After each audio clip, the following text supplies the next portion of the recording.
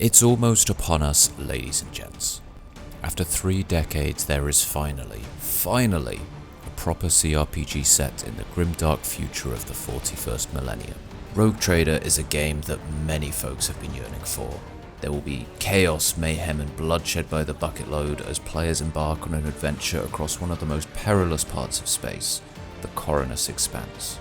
I'm not a Warhammer 40,000 diehard by any means, but I've had my eye on this game for a while, just because it's such a killer premise.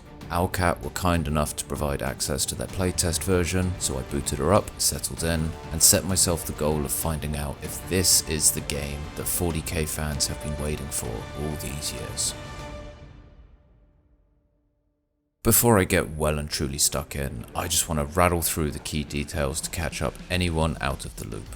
So Rogue Trader, based off the tabletop role-playing game of the same name, Rogue Trader, where you play as, yeah, you guessed it, a rogue trader.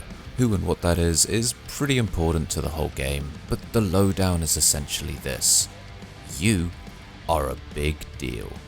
You're tasked with extending the Imperium's influence to uncontrolled regions. You're a servant of the God Emperor, so you'll have to play by the rules on home turf. But once you cross into contested space, let's just say you can take more unorthodox routes. Sometimes you gotta kill, sometimes you gotta exploit. Sometimes you gotta do something really quite unspeakable. But don't worry, you're still a good guy. Sort of. As you go, you'll gather a party of loyal and capable crew members, and they'll accompany you on adventures and diplomatic missions. From what I've gathered, diplomacy in Warhammer 40,000 involves quite a lot of guns. You'll amass goods and cargo, upgrade your characters, run personal missions, and bit by bit chart your course across the sector, rescuing a damsel in distress here, stopping an insurrection there, and blowing up a planet or two for good measure. But before all that, you'll start simple. Make your Rogue Trader. The character creator is okay. In terms of just normal RPGs, it's solid. If you've played Baldur's Gate 3 and are now expecting that level of creative choice, you can forget that. This is simpler, but it's enough. I tried to make my character look like the portrait I'd picked out for him, but I ended up with the Wish.com version instead.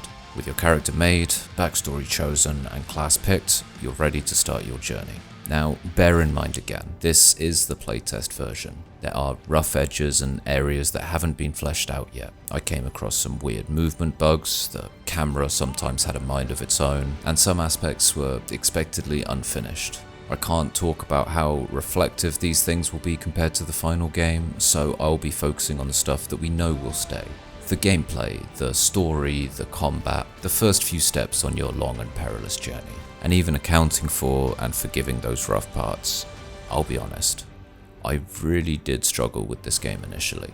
I've played enough RPGs over the years to not expect an explosive exit out of the gate, but this was especially slow. You walk a little bit, then you read something, then you walk a bit more, and then you read a lot, and then you get a little taste of combat. You'll miss all your shots, walk a bit more, and then get back to reading. That pretty much summed up the first hour or so. It was pretty clunky, and that was amplified by the ways that the game tried to speed things up, but they all sort of missed the mark.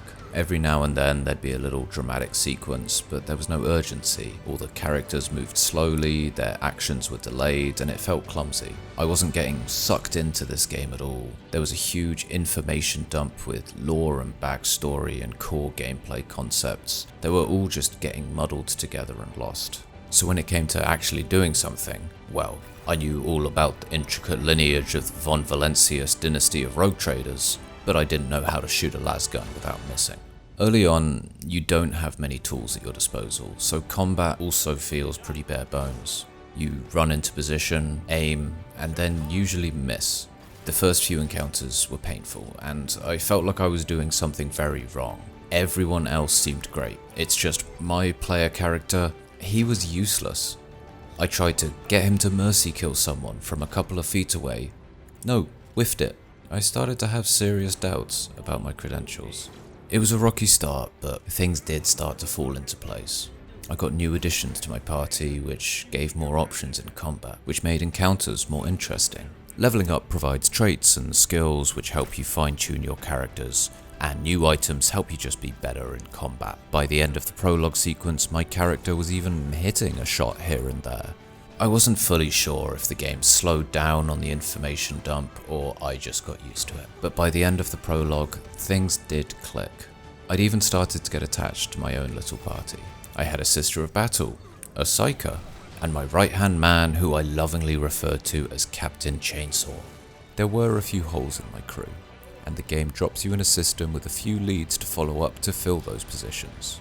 My first stop was an orbital station to find a navigator, and this is where the game found its footing. Rogue Trader divides its chapters into a system map, and in that map you've got objectives to complete and locations to visit, but you can approach them in whichever order you choose. Each of these targets acts as a little self-contained mission that feeds back into the overarching story. Once you're in these locales, everything feels much more contained. I didn't feel like I was having shovels of lore and world building dropped on me. It was there and I could find it. But there was also just a lot of environmental storytelling and deductions I had to make on my own, which just felt more natural. It also gave me the chance to take in the game world and the maps, and they are really well done.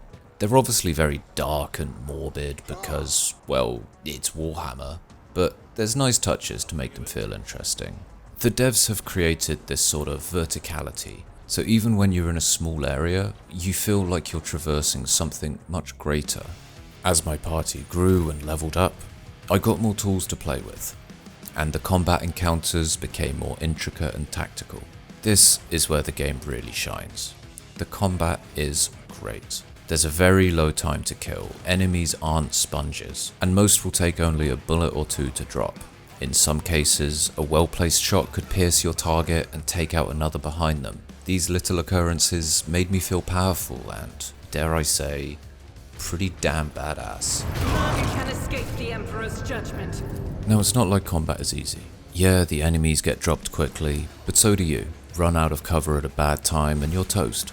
Likewise, friendly fire is a thing, so you can accidentally unload a few rounds into a teammate's back, or singe their eyebrows with a bit of lightning. It's genuinely quite difficult to make turn-based combat feel exciting, but this does it. It's also just very violent and on brand. You can brutalize multiple enemies with a chainsword, or gun down a pack of troops with a well-timed burst of a bolt gun. Eradicated. The game does throw a lot of combat at you, but I didn't tire of it. Interestingly, it kind of helped with the roleplay aspect. I started to think of my characters in terms of what their role was in a fight. My psyker was ripping bursts of lightning through friend and foe alike and shouting the limbs off heretics. Be gone. The Sister of Battle was fearless and unyielding. She'd charge into the fray in the first round and unleash a hailstorm of righteous fury into the thick of it. Strike is a prayer. Captain Chainsaw was just a baller. He'd take on 2 or 3 guys at a time, cutting them in 2 with one fell sweep. Reduced to dust! And my player character had learned how to shoot. He transitioned to be a sniper, picking off lone outliers and troublesome individuals. Nothing of value has been lost! It felt good, but it kept getting better. I picked up a navigator who would buff my team and allow my damage dealers an extra turn in combat. A tech priest would sow debuffs across the enemies, which the rest of my crew could capitalize on. I found an inquisitor who'd dash across the battlefield, cutting down and debilitating anyone in his path. By the time I landed on my second key location of Chapter 1, the game had found its momentum. From here, it wasn't adding in anything to slow things down, just more features to enrich things. There were pivotal moments where my character would make big decisions, and then I'd see them acted out. I'd meet my first faction and start building economic relationships. There were these little micro stories evolving in the scenario as a whole, making it feel like its own little saga. When the game slowed down on unloading lore onto me, I was happy to spend more time on conversations and explore dialogue options. Some of the choices were even pretty funny. Humor in a Warhammer game. Who'd have thunk it? But when it's peppered in here and there, it really does work. Once I'd solved the planet's problems, quelled an insurrection and loaded my void ship with cargo to sell, I was hit with a surprise encounter. Something a bit more threatening than the ragtag rebels I'd been fighting so far. A Chaos Space Marine. This felt like the first proper test, and I was fully prepared to just get smushed. But I let my party do their thing. Captain Chainsaw ripped and he teared. Navigator rallied her teammates to take extra turns. Isn't this a job for the serfs? My player character picked off lone insurgents aiding the Marine, Not a problem for me. and my old faithful, the Sister of Battle, whittled away the giant foe with her tried and true method of shooting it 100,000 times. Coming across an enemy that could take such a beating when everything else had such a low time to kill made the encounter feel dramatic and threatening, and when I emerged victorious, I was pumped and ready to jump straight back into another adventure. But my time in this system had come to an end, and the game's first chapter concluded.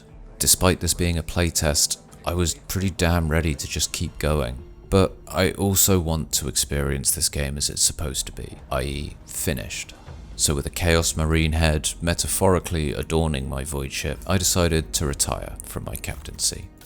I really wanted to like this game going into it, so when the first hour or so felt clunky and forced, I was starting to feel pessimistic. I thought that this was going to miss the mark, and I was surprised. I knew what Owlcat is capable of. But I'm not gonna go back and say, yeah, the start of the game is actually really fun. It wasn't for me, but when it found its feet, it became something that was bloody good fun, and I dare say, the RPG that Warhammer fans deserve after all these years. Sure, it had issues here and there, but a lot of the obvious stuff can be overlooked with it being a playtest. Janky character movement, funky skill usage, a possessed camera, these could and should all be addressed, but I cannot say that for certain. What I can say though is that this game has a big focus on its combat, and it's genuinely some of the most fun I've had in a turn-based CRPG. That alone is enough to keep me coming back, but with everything else mixed in, well, that's the recipe for a very good game indeed. Once again, thank you Owlcat for the access, and thank you for watching. Any of you eagerly awaiting Rogue Trader, go ahead and leave me a comment down below. Let's hear if you think this will hit the mark, or will it whiff terribly, like my useless excuse for a player character.